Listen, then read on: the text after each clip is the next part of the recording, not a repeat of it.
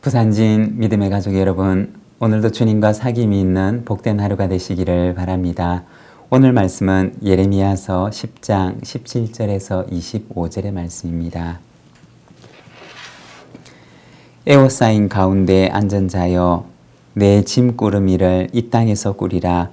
여호와께서 이와 같이 말씀하시되, 보라, 내가 이 땅에 사는 자를 이번에는 내던질 것이라. 그들을 괴롭게 하여 깨닫게 하리라 하셨느니라. 슬프다 내 상처여, 내가 중상을 당하였도다. 그러나 내가 말하노라. 이는 참으로 고난이라. 내가 참아야 하리로다. 내 장막이 무너지고 나의 모든 줄이 끊어졌으며 내 자녀가 나를 떠나가고 있지 아니하니 내 장막을 세울 자와 내 휘장을 칠 자가 다시 없도다. 목자들은 어리석어 여호와를 찾지 아니하므로 형통하지 못하며 그 모든 양떼는 흩어졌도다. 들을지어다. 북방에서부터 크게 떠드는 소리가 들리니 유다 성읍들을 황폐하게 하여 승냥이의 거처가 되게 하리로다. 여호와여, 내가 알거니와 사람의 길이 자신에게 있지 아니하니 걸음을 지도함이 걷는 자에게 있지 아니하니이다. 여호와여, 나를 징계하옵시되 너그러이 하시고 진노로 하지 마옵소서. 주께서 내가 없어지게 하실까 두려워하나이다. 주를 알지 못하는 이방 사람들과 주의 이름으로 기도하지 아니하는 족속들에게 주의 분노를 부으소서. 그들은 야곱을 씹어 삼켜 멸하고 그의 거처를 황폐하게 하였나이다 하니라. 아멘. 오늘 우리가 함께 읽은 말씀에서는 먼 이방 땅으로 잡혀가게 될 유다의 운명에 대해서 말씀합니다. 17절과 18절의 말씀입니다. 에워싸인 가운데 앉은 자여, 내 짐꾸러미를 이 땅에서 꾸리라. 여호와께서 이와 같이 말씀하시되, 보라, 내가 이 땅에 사는 자를 이번에는 내던질 것이라. 그들을 괴롭게 하여 깨닫게 하리라 하셨느니라. 여기에 보면 내 짐꾸러미를 이 땅에서 꾸리라고 말씀을 합니다. 하나님께서 주신 땅에서 짐을 꾸리고 떠나야 하는 유다 백성들의 처지에 대해서 말씀하는 것입니다. 그리고 18절에 보면 보라, 내가 이 땅에 사는 자를 이번에는 내던질 것이라고 하십니다. 하나님께서 그들을 던지시겠다고 말씀하시는데 여기서 던지다라고 하는 말을 보면 원어 성경에서는 물매라는 말과 동일한 어원을 가진 말을 사용하고 있습니다. 즉 목자가 물맷돌을 던지는 것처럼 하나님께서 유다 백성들을 이방 땅으로 던져버리실 것임을 말씀하는 것입니다. 19절과 20절입니다. 슬프다 내 상처여, 내가 중상을 당하였도다. 그러나 내가 말하노라. 이는 참으로 고난이라. 내가 참아야 하리로다. 내 장막이 무너지고 나의 모든 줄이 끊어졌으며 내 자녀가 나를 떠나가고 있지 아니하니 내 장막을 세울 자와 내 휘장을 칠 자가 다시 없도다. 19절에 보면 이는 참으로 고난이라. 내가 참아야 하리로다 라고 번역을 하고 있지만 이 말을 조금 더 원어 성경에 가깝게 번역을 해보면 이는 내가 참을 수 있는 고통인 줄 알았는데 라고 하는 의미입니다. 이 정도는 내가 참을 수 있는 고통이라고 생각을 하고 그 고통을 가볍게 여겼지만 그러나 사실은 그것이 아니었다는 말입니다. 이어지는 20절에서는 내 장막이 무너지고 나의 모든 줄이 끊어졌다라고 말을 합니다. 여기서 장막이라고 하는 것은 내가 사는 개인의 장막을 의미하기도 하지만 그러나 한 걸음 더 나아가게 되면 이 장막이라고 하는 것은 성막을 가리키는 말이기도 합니다. 개인의 장막이 무너지는 개인적인 비극이 찾아오게 될 것임을 보여주는 말씀이지만, 그러나 또 한편으로는 예루살렘 성전이 파괴되는 그러한 참혹한 결말을 맞이하게 될 것임을 보여주는 말씀이기도 합니다.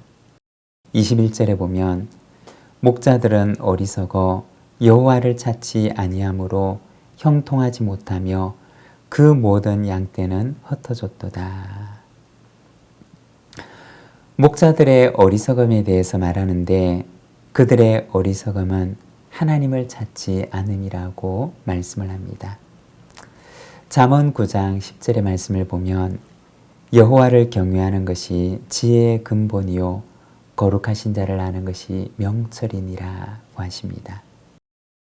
우리가 성경을 보게 되면 지혜란 무엇이냐? 하나님의 음성을 듣는 것이고 하나님을 경외하는 것임을 말합니다. 그러면 반대로 어리석음은 무엇일까요? 하나님의 음성을 듣지 않고자 하는 것이고 하나님을 찾지 않는 것임을 말합니다. 그러면 경건의 훈련이란 무엇일까요? 내 고집을 내려놓는 것이고 하나님을 찾고 하나님의 음성을 들으며 하나님의 말씀 앞에 나를 내려놓고 그분께 순종하는 훈련입니다. 이것이 지혜임을 말씀하고 있습니다. 여러분, 참 지혜는 하나님에게 있는 줄로 믿습니다.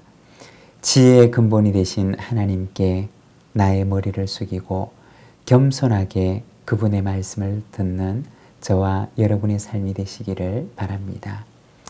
23절입니다. 여호와여, 내가 알거니와 사람의 길이 자신에게 있지 아니하니 걸음을 지도함이 걷는 자에게 있지 아니하니이다. 여기에 보면 선지자는 고백하기를 사람의 길이 자신에게 있지 않습니다 라고 합니다. 그리고 이어서 사람이 자신의 길을 결정할 수 없음을 말하고 있습니다. 잠언 16장 9절의 말씀을 보면 사람이 마음으로 자기의 길을 계획할지라도 그 걸음을 인도하시는 이는 여호와시니라고 말씀합니다. 한 치 앞도 알 수 없는 길을 걸어가게 될 유다의 운명에 대한 말씀입니다.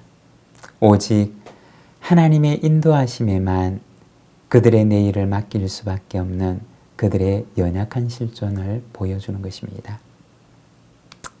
여러분, 그들 앞에 놓여 있는 길은 어떤 길이었을까요? 하나님께서는 그들을 어떤 길로 인도하실까요? 당장은 고난과 고통의 길이었지만 그러나 그 길은 그들을 정결하게 하시는 하나님의 거룩의 길이었습니다. 그들을 정금처럼 사용하시려고 풀무불 같은 곳에서 새 창조를 행하시는 하나님의 계획 가운데로 들어가는 길이었습니다. 여러분, 때로는 우리 인생의 길이 과정은 고통스러워도 그 길 끝에는 하나님의 선하신 계획의 성취가 우리를 기다리고 있는 줄로 믿습니다. 오늘도 우리를 선하신 손길로 이끄시는 하나님을 바라보면서 신뢰함으로 내 손을 하나님께 맡기고 주님과 함께 걸어가는 우리 부산지인 모든 믿음의 가족들이 되시기를 바랍니다. 기도하겠습니다. 하나님 아버지 은혜를 감사합니다. 오늘 우리가 예레미야서 말씀을 통하여서 알 수 없는 길을 향해 걸어가는 유다 백성들의 그 운명을 바라봅니다. 자신은 이길 수 있는 고통이라고 생각하였지만 그러나 사실 그들의 힘으로서는 감당할 수 없는 고난의 길로 들어가고 있는 그들의 걸음을 우리가 말씀을 통하여 바라봅니다. 사랑하는 하나님 아버지, 여호와를 경외하는 것이 지혜의 근본이며 거룩하신 자를 아는 것이 명철이며 또한 여호와 하나님의 음성을 듣고 그분에게 순종하는 것이 참된 지혜의 길임을 우리가 말씀을 통하여 바라봅니다. 우리 속에도 이와 같은 지혜가 있게 하시고 내 고집을 따라 걸어가는 길이 아니라 주를 따라 걸어가는 저희들의 삶이 되도록 인도하여 주시옵소서. 예수님의 이름으로 기도드립니다. 아멘.